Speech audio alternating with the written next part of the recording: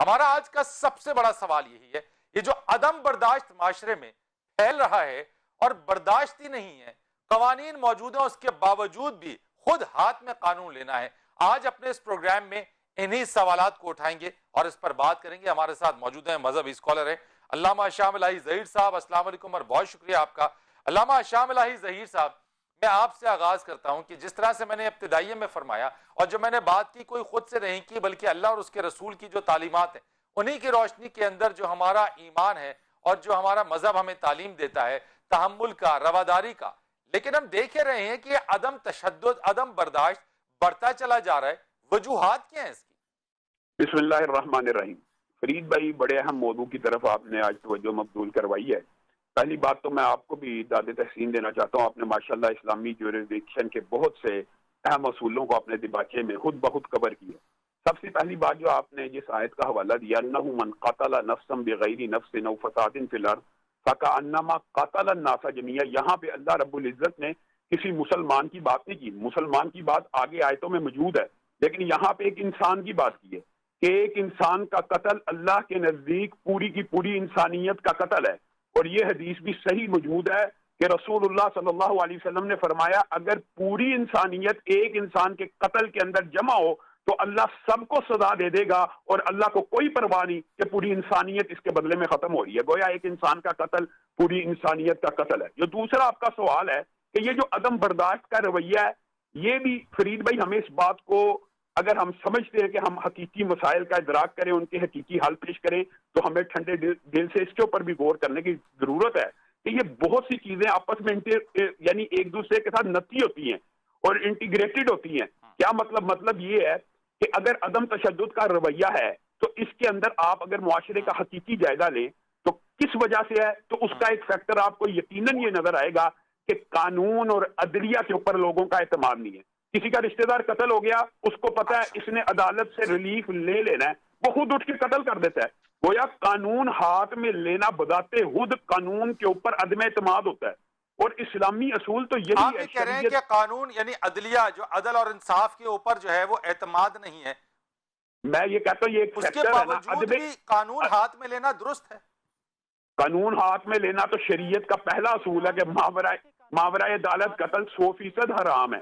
یعنی قانون ہاتھ میں لینا، اس کی تو شریعت میں سرے سے کوئی اجازت موجود ہی نہیں ہے۔ اگر ہر بندے نے قانون ہاتھ میں لینا، ہر بندے نے خود عدالت لگا دینی ہے، ہر بندے نے خود اپنا انتقام لینا ہے، تو پھر ریاست کا کیا کردار ہے؟ پھر معاشرے میں امن و سکون اور رواداری اور معاشرے کی بقائی ختم ہو جاتی ہے۔ بنیادی طور پر یہ تو ایک اصولی اسلامی موقف بھی ہے، اور ریاستوں کا پوری دنیا کے جتنے بھی معاشرتی عمرانی قوانین ہیں ان کے اندر بھی یہ اصول تو اٹل ہے کہ قانون ہاتھ میں نہیں لینا۔ لیکن قانون ہاتھ میں لینے کی جو وجوہات ہیں ان کے اندر ایک فیکٹر یہ بھی ہے کہ لوگوں کا عدل کے اوپر سے عدم اعتماد ہوتا ہے، اس لیے وہ قانون ہاتھ میں لیتے ہیں۔ لیکن کیا یہ جسٹیفیکیشن ہو گیا؟ میں آپ کی اس بات کو آگے لے کے چلتا ہوں۔ آپ نے کہا کہ جو عدل کے اوپر جو عدم اعتماد ہے اس کی وجہ سے لوگ قانون میں ہاتھ دے رہے ہیں۔ پروگرام میں ایک بار پھر آپ کو خوش آمدید کہتے ہیں۔ علامہ شام الہی ظہیر صاحب، انتہا پسندی کا تو ہم نے دکھایا کہ ہم بہت سارے معاملات کے اندر انتہا پسند ہو گئے ہیں اور بالکل ایکسٹریم پوزیشن لے لیتے ہیں۔ جی ریاست کی اب کیا ذمہ داری بنتی ہے؟ فرید بھائی، میں چند باتیں ضرور کہنا چاہتا ہوں، اور پھر میں انشاءاللہ ریاست کا اور میں ممبر و محراب کی جو اصل ذمہ داری اس وقت بنتی ہے اس کے اوپر بھی کچھ بات کروں گا۔ یہ جو ابھی حسان بھائی نے بات کی ہے یہ کتنی جینون بات ہے کہ سیالکوٹ کے اس سانحے سے 10 سال قبل بھی سیالکوٹ میں 2 وفاد قرآن کو اسی طرح موب وائلنس کے اندر شہید کیا گیا۔ پھر یہ جو یوحنا آباد کے اندر واقعہ حافظ نعیم کا ہوا 2015 کے اندر، تو ان کو بھی اسی طرح زندہ جلایا گیا۔ پھر جو انہوں نے متعدد واقعات کی نشاندہی کی ہے، سانحہ ساہیوال کی عمران بھائی وغیرہ نے۔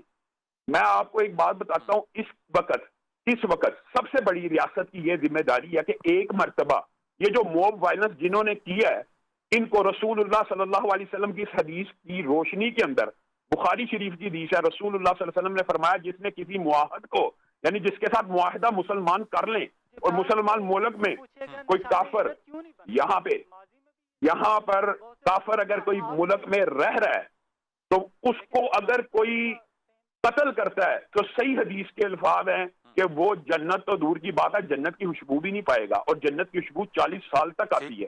ان 110 بندوں کو جو اس وائلنس میں شریک ہے، اگر ریاست ان کو نشان عبرت بنائے گی تو میں یقین سے یہ بات کہتا ہوں اگلی مرتبہ کوئی بھی قانون ہاتھ میں لینے سے پہلے سوچے گا. آپ نے ثانیہ ساہیوال کے اوپر نشان عبرت نہیں بنایا کہ وہ آپ کے پیٹی بھائی تھے, چلیں یہاں سے ابتدا کر لیں. اور ممبر و محراب کی یہ ذمہ داری ہے کہ رسول اللہ صلی اللہ علیہ وسلم کے فرامین کو اور معاشرے کے اندر صحیح فکر کو پروموٹ کرتے ہوئے سارے مسالک کے علماء یکجان ہو کے ان کی سزا کا مطالبہ کرے. میں آپ کو ایک بات بتاتا ہوں کہ مابرائے عدالت قتل اسلامی جورسڈکشن کی سب سے بڑی توہین ہے.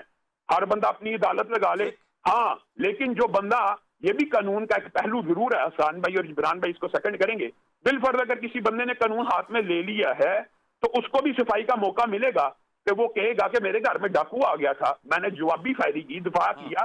وہ ایک قانون کے اندر مختلف چیزیں موجود ہیں, دفاع کا حق ان ملزموں کو ملنا چاہیے. لیکن میں یہ کہتا ہوں کہ اگر جو اس میں ملوث ہے, اور میں آپ کو فرید بھائی ایک بات جنرلی یہ بتاتا ہوں, ابھی ایک بھائی نے بات کی ہے کہ جو تحریک لبیک کی بات کر رہے ہیں انہوں نے اس کو ڈس آن کیا, اور میں آپ کو یہ گارنٹی سے کہتا ہوں آپ ان کی شکلیں دیکھ لیں, ان میں آپ کو ایک بھی داڑھی والا, یہ بات میں نے کہی ہے, یہ بات میں نے کہی ہے کہ آپ کی بات میں سنیے, میں کہہ رہا ہوں آپ اس 90% واقعات کے اندر دیکھیں گے کہ ذاتی رنجش کا واقعہ ہوتا ہے. ابھی بھی جو میں آپ سے یہ ایک بات پوچھنا چاہتا ہوں, جن میں جبران کی طرف آ جاؤں گا, مجھے یہ بتا دیجئے گا کہ ہمارا جو دین ہے, اللہ کے رسول نے ہمیں جو پیغام دیا, جو ہمیں سبق دیا, جو رستہ دکھایا, اس میں تو صبر, برداشت, تحمل, دھیما مزاج اور عفو و درگزر ہے حشام صاحب.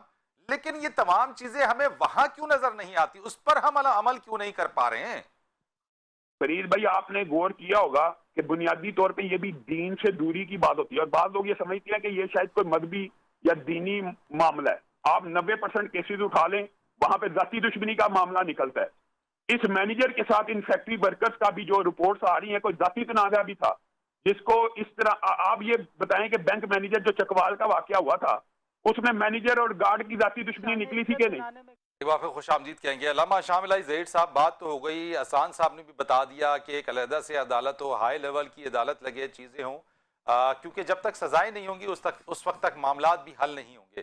لیکن میں آپ کے اینڈ سے چاہتا ہوں, جو آپ نے ایک بات کی, بڑی خوبصورت بات کی تھی مسجد و ممبر کی ذمہ داری کے حوالے سے, اب ہمیں کرنا کیا ہوگا؟ اس عدم برداشت کو کیسے, کیا چیز ایسی ہے جو اس چیز کو جو ہے وہ کم کرتی چلی جائے گی؟ کوئی فارمولہ ہے ہمارے پاس ایسا؟ فرید بھائی سب سے پہلی بات تو یہ ہے کہ آپ اس ساری کی ساری سچویشن کو ایک ایمرجنسی سچویشن کے طور پر ڈیل کریں, پہلی بات. دوسری بات یہ حسان بھائی نے ایک بڑی زبردست یعنی آپ کہہ رہے کہ ایمرجنسی حالات ہیں اس وقت, ایمرجنسی سچویشن کو تو کم از کم ماننے نا. دوسری بات یہ حسان بھائی نے ایک اسلامی جورسڈکشن کی بڑی اہم بات کی طرف اشارہ کیا ہے, شاید آپ سے محب ہو گئی ہے. وہ بات یہ انہوں نے کی ہے کہ توہین رسالت کا جھوٹا الزام لگانے والا اس کی سزا کیا ہے. یہ بات آپ یاد رکھیں کہ اسلامی فقہ کے اندر کوئی اگر کسی بندے کے اوپر جھوٹی توہین رسالت کا الزام لگاتا ہے, وہ بذات خود توہین رسالت کا مجرم ہے, کیونکہ وہ ایسے الفاظ کہہ رہا ہے جو کسی نے نہیں کہے, تو گویا اس نے توہین رسالت کی ہے. اس کو بعین اسی قانون کے تحت پروو کرنا چاہیے. اور حسان بھائی نے ایک اور بڑی زبردست بات کی ہے جو آج ہمیں لبرل لوگوں کو بھی سمجھانے کی ضرورت ہے, اور اس طبقے کو بھی سمجھانے کی ضرورت ہے جو ہر وقت لٹ اٹھا کے قانون کے پیچھے بھاگنا شروع کر دیتے ہیں یہ قانون ختم ہو. اور قانون, مزید قانون سازی کی ضرورت ہے. قانون باقاعدہ ایک امید اور دیا ہوتا ہے, ایک امید کی آخری کرن ہوتا ہے مظلوم کے لیے. آپ اس کے اندر مزید قانون سازی کریں کہ جو کوئی جھوٹا توہین رسالت کا الزام لگائے گا اس کو بھی سزائے موت ملے گی. آپ یہ قانون سازی کریں, اس طرح کے واقعات کو آپ دیکھیں گے اسی وقت ان کی تعداد کم ہونا شروع ہو گئی ہے. پھر دوسری بات, یہ جو پوائنٹ اٹھایا جاتا ہے کہ یہ جی توہین رسالت کا قانون ہی ختم کر دیا جائے, آپ یہ آزما کے دیکھ لینا, آپ کو توہین رسالت کا یہ قانون ختم کر دیں تو آپ کو یہ پورا معاشرہ جنگل کا معاشرہ نظر آنا شروع ہو جائے گا. جب لوگوں کو پتہ ہی نہیں کہ پتہ ہوگا کہ جو مرضی توہین کرے اور اس کو سزا نہیں ملنی. آپ نے توہین صحابہ کے اوپر ہمارے معاشرے میں یہ مزاج دیکھا نا, کیونکہ کوئی لا موجود نہیں ہے پراپر, تو جس کا جو دل کرتا ہے وہ کہہ دیتا ہے. تو اگر ہم توہین رسالت کو بھی اس طرح ڈیل کرنا چاہیں گے کہ اس قانون کے اوپر اضافہ آ جائے, تو پھر آپ دیکھنا معاشرے میں افراتفری مزید بڑھ جائے گی. یہ ممبر و محراب کی ڈیوٹی ہے جو آپ کا. حشام الہی صاحب, آپ سے آخری سوال ہے, کنکلوڈنگ سوال, فرد کی کیا ذمہ داری ہے انفرادی طور کے اوپر, اجتماعی طور کے اوپر, والدین کی, ماں باپ کی, اس کے اوپر ذرا بتائیے کہ کیا یہ بھی اپنا کردار ادا کر سکتے ہیں اس طرح کے رویے کو کم کرنے میں؟ اس کا جواب تو اللہ تعالیٰ نے قرآن پاک کے اوپر ہی دے دیا, یا ایھا الذین آمنوا اذ جاءکم فاسق بنبأ ان جاءکم فاسق بنبأ. اگر تمہارے پاس کوئی ایسی خبر لے کے آ جائے کہ جو فاسق ہو بندہ، جس کے اوپر تمہیں یقین نہیں کہ وہ خبر سچی ہے یا جھوٹی ہے، تم اس کے بارے میں متذبذب ہو تو سب سے پہلے اس کی تحقیق کیا کرو. اور جو بات جبران بھائی نے ہیو اور ہیو ناٹ کی ہے نا فرید بھائی، یہ بڑی اہم ہے. حضرت عمر کو ایک مرتبہ یمن سے یہ لیٹر ملا کہ یہاں پہ جن لوگوں نے قتل کیا ہے وہ بڑے بااثر ہیں. تو حضرت عمر نے کہا تھا اگر آدھا یمن بھی اس قتل کے اندر ملوث ہوگا تو ان کو سزائے موت دے دینا.